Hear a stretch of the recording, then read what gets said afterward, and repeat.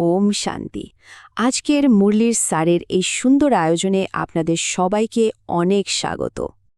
চলুন মুরলির ভাবের সঙ্গে মানানসই সুন্দর ভিজুয়ালের মাধ্যমে মাত্র 5 মিনিটে মুরলিকে সহজে অনুভব করি ও হৃদয়ে ধারণ করি।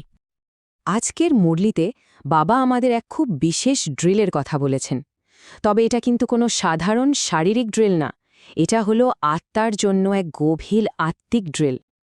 বাবা কত মিষ্টি করে আমাদের বোঝাচ্ছেন, তাই না? এই যে আত্মিক ড্রিল, এটাই হলো সেই রাস্তা যা আমাদের আত্মাকে তার আসল বাড়ি মানে শান্তিধামে ফিরিয়ে নিয়ে যাবে। এটাই হলো আসল মুক্তির পথ। দেখুন, এই দুটোর মধ্যে পার্থক্যটা কত স্পষ্ট। লৌকিক জগতে আমরা যে ড্রিল করি সেটা শরীরের জন্য, আর সেটা শেখান ও দেহধারী শিক্ষকেরা। তাতে আমাদের দেহ অভিমান বাড়ে। কিন্তু বাবার শেখানো এই আত্মিক ড্রিলটা সম্পূর্ণ আত্মার জন্য, যা আমাদের দেহ থেকে আলাদা করে দেহী অভিমানী অর্থাৎ আত্মসচেতন করে তোলে। এখন প্রশ্ন হল, এই আত্মিক ড্রিলের প্রয়োজনটা কেন? এর পেছনের কারণটা বুঝতে হলে বাবাকে আমাদের ৮৪ জন্মের পুরো চক্রটার কথা মনে করিয়ে দিয়েছেন। আমাদের সবসময় এটা মনে রাখতে হবে যে একটা সময় ছিল যখন আমরা আত্মারা সম্পূর্ণ শতপ্রধান ছিলাম, পবিত্র আর সুখী স্বর্গের মালিক। কিন্তু তারপর এই ৮৪ জন্মের দীর্ঘ চক্রে ঘুরতে ঘুরতে আমাদের আত্মার শক্তি ধীরে ধীরে কমতে থাকে, আর আমরা শতপ্রধান থেকে তমপ্রধান মানে পতিত হয়ে যাই। এভাবেই সুখের দুনিয়া থেকে আমরা দুঃখের দুনিয়াতে চলে এসেছি।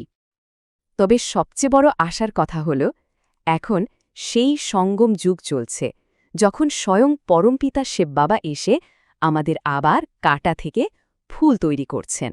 আমাদের এই পরিবর্তন হওয়ার এটাই শ্রেষ্ঠ সময়।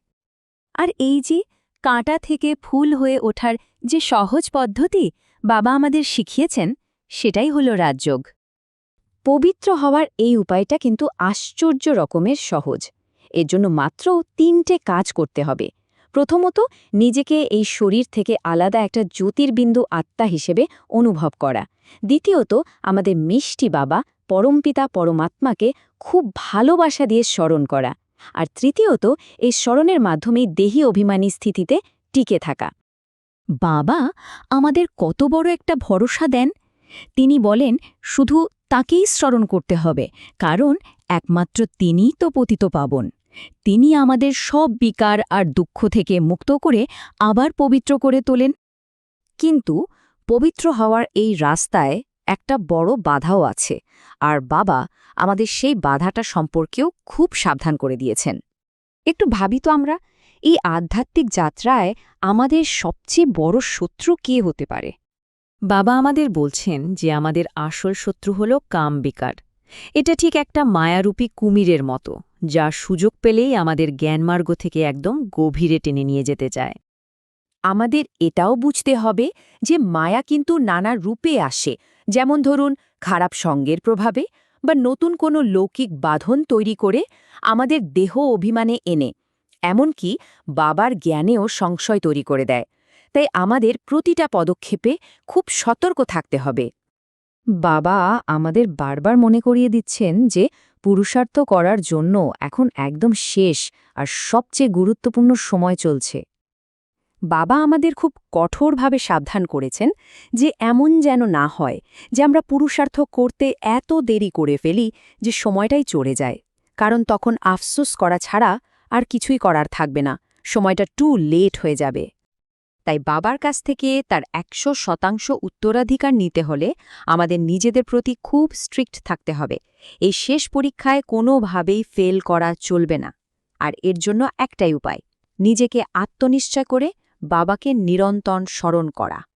চলুন এবার এক ঝালকে আজকের মুরলির মূল ধারণা, বাবার দেওয়া বরদান আর স্লোগান জেনে নিই। আজকের বরদানে বাবা বলছেন, যখন আমরা মন থেকে অনুভব করি যে বাবা সব সময় আমাদের মাথার উপর ছত্রছায়া হয়ে আছেন, তখন সেই অনুভূতিটাই আমাদের সব বাধাবিঘ্ন পার করার শক্তি দেয়, আর আমরা অনুভাবী মূর্তি হয়ে যায়। আর আজকের স্লোগানটি হল, যারা এই সঙ্গম যুগের মাহাত্ম্য বুঝে সময় মতো বাবার কাজে সহযোগী হন, তাদের কোটি কোটি গুণ ফল প্রাপ্ত হয়। আত্মিক শক্তি বাড়াতে হলে প্রতিদিনের মুরলির স্মরণই আমাদের সর্বোত্তম সহায়। এই কারণে আপনার জন্য আমরা নিয়ে আসি মাত্র 5 মিনিটে সুন্দর ছবিসহ বাংলা মুরলি স্যামারি। আরও গভীরতা ও স্পষ্টতা পেতে চ্যানেলটি সাবস্ক্রাইব করে সাথে থাকুন। ধন্যবাদ। ওম শান্তি।